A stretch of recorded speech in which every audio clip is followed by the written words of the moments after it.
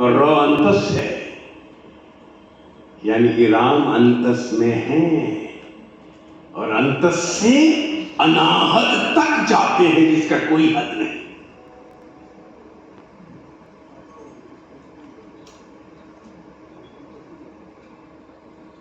सिया राम मैं सब जग जानी, करहु प्रणाम जोरि जुग पानी।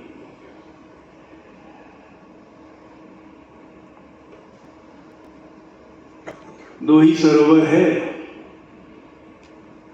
एक मान सरोवर और एक मानस सरोवर। मान सरोवर में तो डुबकी लगाना बहुत ही कठिन तपस्या है, लेकिन मानस वो सरोवर है कि आठों प्रहर में जब चाहे नित्य निरंतर डुबकी लगा सकते हैं। और इस मानस सरोवर के 4 घाट भी हैं और चारों घाटों पे एक एक वक्ता अपने श्रोता के साथ बैठे। पहले घाट पे बाबा शिव बैठे हुए हैं, मां भगवती पार्वती जी को सुना रहे हैं राम कथा। दूसरे घाट पर भुषुंडी जी गरुड़ जी को सुना रहे हैं। तीसरे घाट पे याज्ञवल्क्य भारद्वाज जी को सुना रहे हैं। अब इन घाटों पे आम कोई पहुंच तो सकता नहीं। ज्ञान घाट है, उपासना घाट है, कर्म घाट है, तो आम जन कैसे पहुंचे इस सरोवर में डुबकी लगाने के लिए? तो हमारे तुलसी बाबा ने ऐसा घाट बनाया, चौथा घाट गौ घाट, जिसको मन करे आए इस घाट पे और डुबकी लगाए और तर जाए और जब चाहे डुबकी लगाए।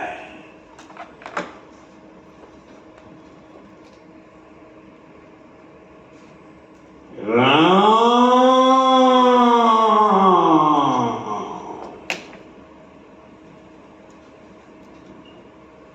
कुछ नहीं करना, 5 बार ऐसे ही उच्चारण करना है। 5 बार सुबह, 5 बार शाम। मन करने लगेगा कि 10 बार कर लूं क्या, तो 10 बार करने लगिए। फिर मन करे कि 20-20 बार कर लूं क्या, तो 20 बार कर लीजिए। जितनी बार मन करे उच्चारित कीजिए, उच्चारण करके तो देखिए। है उन्हीं का दिया हुआ है।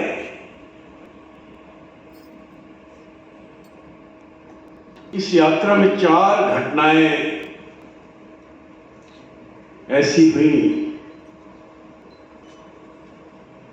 जो मनुष्य के अंतःकरण चतुष्टय से जोड़ती है। 4 घटनाएं, और अंतःकरण चतुष्टय क्या है? मन, बुद्धि, अहंकार और चित्त। तो पहली घटना क्या हुई? पहली घटना हुई ताड़का का वध। और ताड़का कौन है? मन की दुर्वासना। पहले मन की दुर्वासना को मारना होगा। इस प्रसंग का अर्थ ये है।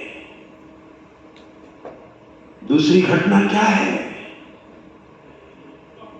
दूसरी घटना है अहिल्या का उद्धार। बुद्धि, बुद्धि की जड़ता। कितने में बुद्धिमान हो, बुद्धिमता हो, बुद्धि में जड़ता है, रहता ही रहता है।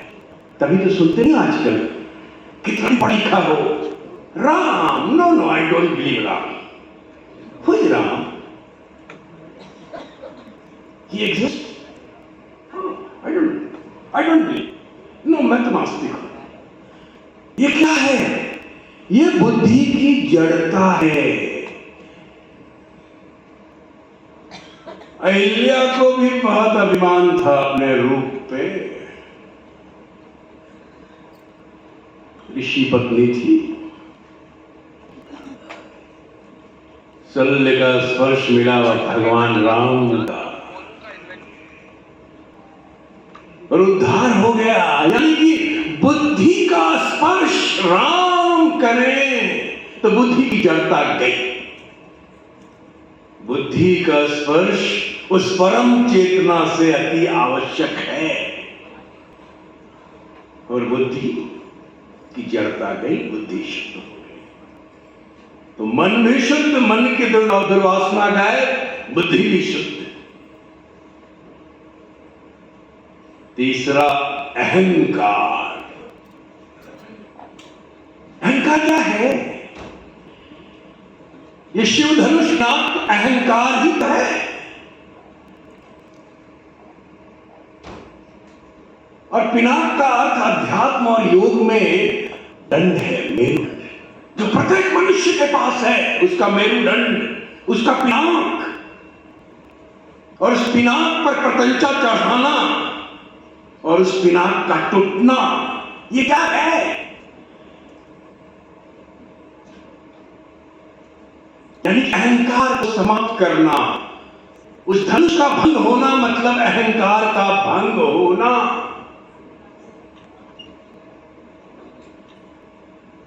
वो भी भगवान राम एक सिरे से खींच तान कर दूसरे सिरे पे प्रत्यंचा लगा रहे हैं। और जैसे ही प्रत्यंचा को अभी खींचा ही था, काम तक खींचा था कि धनुष भंग हो गया। धनुष को तोड़ा थोड़ा ही था उन्होंने। लोग कहते धनुष तोड़ा था। स्वयंवर में धनुष तोड़ने की कोई ऐसी शर्त नहीं थी। धनुष पे प्रत्यंचा चढ़ाने की शर्त थी। मैं ये बता दूं आप लोगों को, बहुत लोग इस नासमझी में रहते हैं या इस गलत सूचना में रहते हैं, गलत जानकारी में रहते हैं कि धनुष राम जी ने तोड़ा था। नहीं, स्वयंवर की जो शर्त थी वो थी धनुष पर प्रत्यंचा। जो इस धनुष पर प्रत्यंचा चढ़ाएगा उसी से मैं अपनी पुत्री सीता का विवाह करूंगा। ये राजा जनक ने संकल्प लिया था, प्रतिज्ञा किया था। और महारानी पूछती है, सुनैना जी पूछती हैं कि ये क्या प्रतिज्ञा ले लिया आपने और आपको आमंत्रित करते फिर रहे हैं आप, सब आएंगे और धनुष पर प्रत्यंचा चढ़ाएंगे, ये क्या है? कहा कि मुझे मालूम है ये तो जग जननी है और इसके लिए धनुष पर प्रत्यंचा तो सिर्फ वही चढ़ा सकते हैं। कम से कम इस बहाने वो तो यहां आएंगे जनकपुर, इसीलिए मैंने ये प्रतिज्ञा की है। तो शर्त थी धनुष पे प्रत्यंचा चढ़ाने की, धनुष तोड़ने की नहीं। भगवान श्री राम ने धनुष पे प्रत्यंचा चढ़ाया, एक सिरे से खींचकर दूसरे पे, और केवल खींचा ही था। ये वाल्मीकि रामायण का प्रसंग बता रहा हूं मैं आपको। एक सिर्फ खींचा था और वो कान तक गया था प्रत्यंचा और धनुष भंग हो गया था।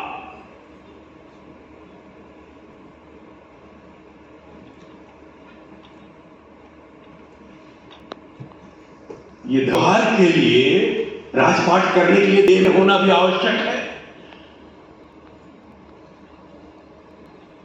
और ये प्रत्यंचा चढ़ा कौन सकता है? ये अहंकार तोड़ कौन सकता है? एक साधक, और साधक कौन है? अयोध्या निवासी। और अयोध्या का राजा दशरथ जो वेद स्वरूप है, और उनकी 3 रानियां जो वेद की 3 कांड है। 3 रानियां वेद की 3 कांड है। राजा दशरथ स्वयं वेद स्वरूप है। और 3 कांड क्या क्या है? कौशल्या जी ज्ञान शक्ति है, कैकेयी जी क्रिया शक्ति है, और सुमित्रा जी उपासना शक्ति है।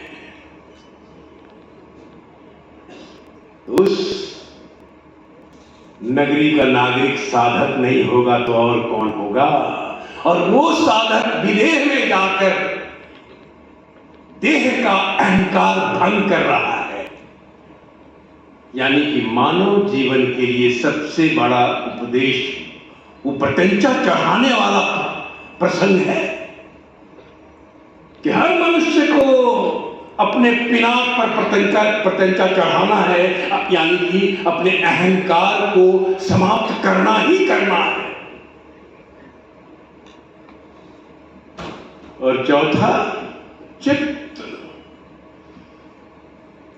मन, बुद्धि, अहंकार, और चौथा आया चित्त, अंतःकर चतुष्टय का ये चौथा। जब मन, बुद्धि और अहंकार शुद्ध हो जाए तो चित्त तो ऐसे ही पवित्र हो जाता है। तो हुआ क्या इस प्रसंग में? हुआ क्या? भगवान परशुराम को युद्ध करने के लिए तैयार थे राम से, किसने तोड़ा है?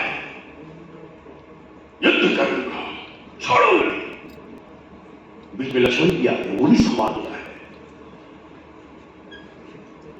लेकिन परशुराम जी कहते हैं मेरे पास विष्णु का धनुष है सारंग, इस पर प्रत्यंचा चढ़ाकर दिखाओ तब मैं मानूं। और परशुराम जी देने ही वाले हैं।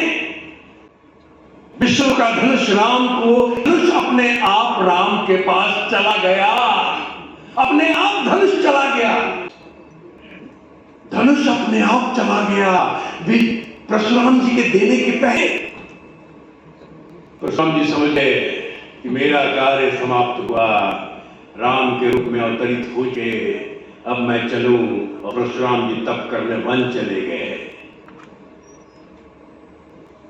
यानी कि चित्त जब शुद्ध होती है, चित्त जब शुद्ध होता है तो राम में लग जाता है अपने आप।